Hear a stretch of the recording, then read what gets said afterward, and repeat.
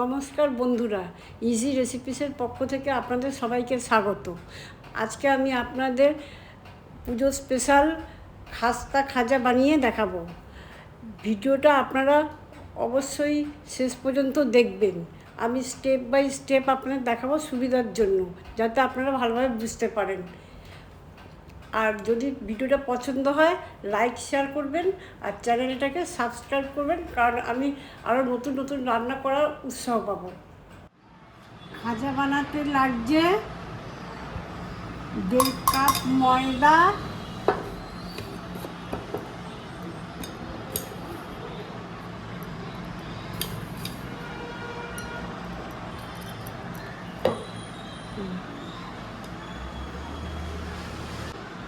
1 চিমটি নুন,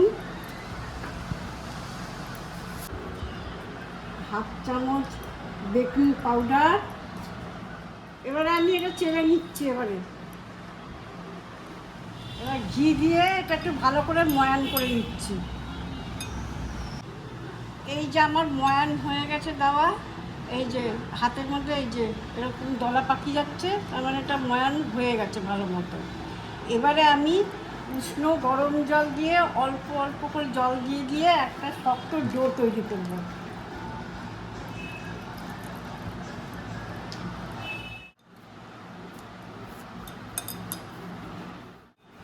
এই আমার ময়দা মাখা হয়ে গেল।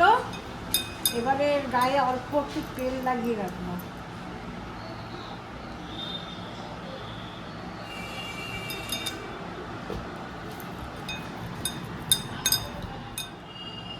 এইভাবে ঢেকে 2 ঘন্টার জন্য রেস্টে রেখে দিলাম। 2 ঘন্টা রেস্টে রাখা হয়ে গেছে। এখন এবার এটা খুলে নিয়ে আর একটু ভালো করে মেখে নেব।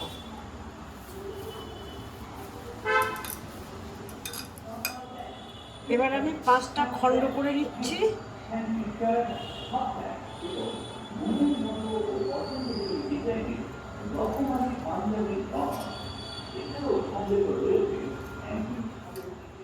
এবার আমি এরকম করে গোল গোল করে নিচ্ছি।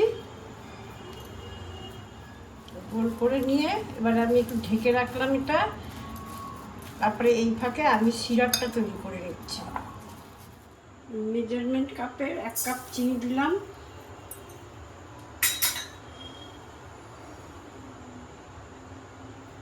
আর দিলাম 1/2 কাপের মতো জল।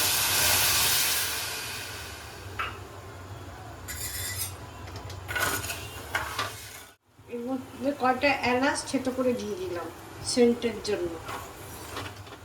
এবার একটু লেবু রস দিয়ে দিচ্ছি এর মধ্যে।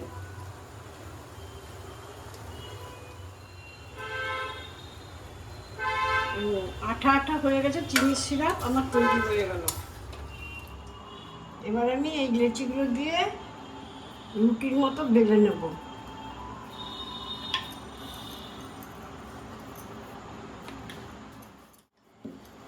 এইভাবে আমি 5টা রুটি বেলে নিলাম। এরকম থিকনেস হবে। এই যে এবারে রুটির উপরে ঘি দিয়ে এরকম আমি ব্রাশ করে নিচ্ছি।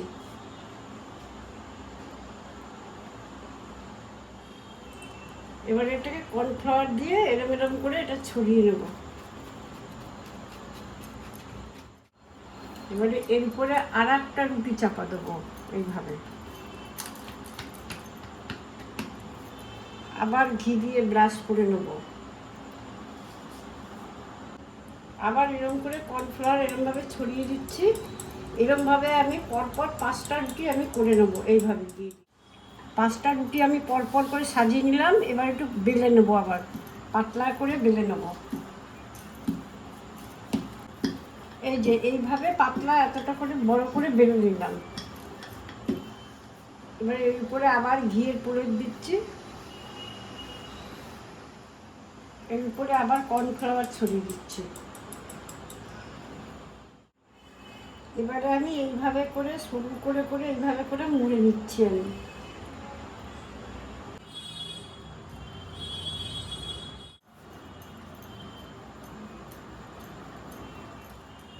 এই যে এরকম করে নিলাম, এরকম রোলের মতো।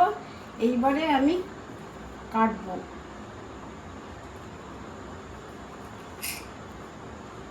এরকম পাতলা পাতলা করে কেটে নেব।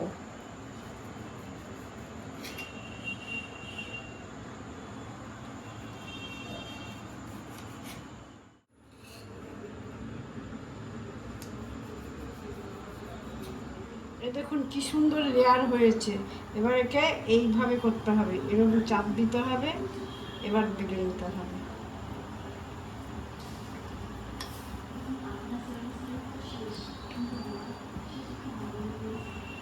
আলতোভাবে বেলে নিতে হবে।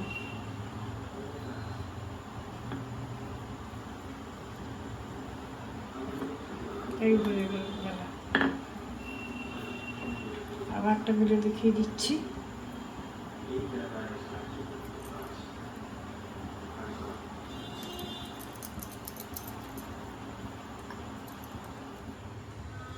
তেল গরম হয়ে গেছে, এবার আমি তেলে ছেড়ে দিলাম।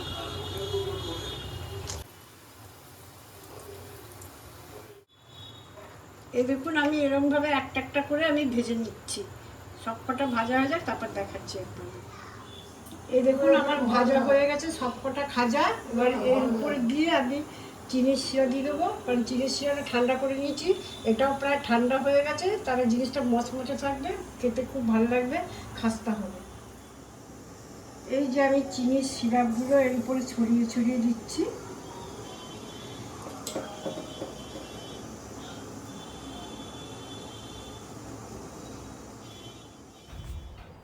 এই দেখুন খাস্তা খাজা তৈরি হয়ে গেল। এটা এয়ারটাইট কন্টেনারে 10-12 দিন স্টোর করা যায়। পুজোর সময় এটা তৈরি করে সবাইকে খাওয়ালে সবাই খুব ভালো বলবে। আশা করি আপনাদের সবারই ভালো লাগবে। নমস্কার।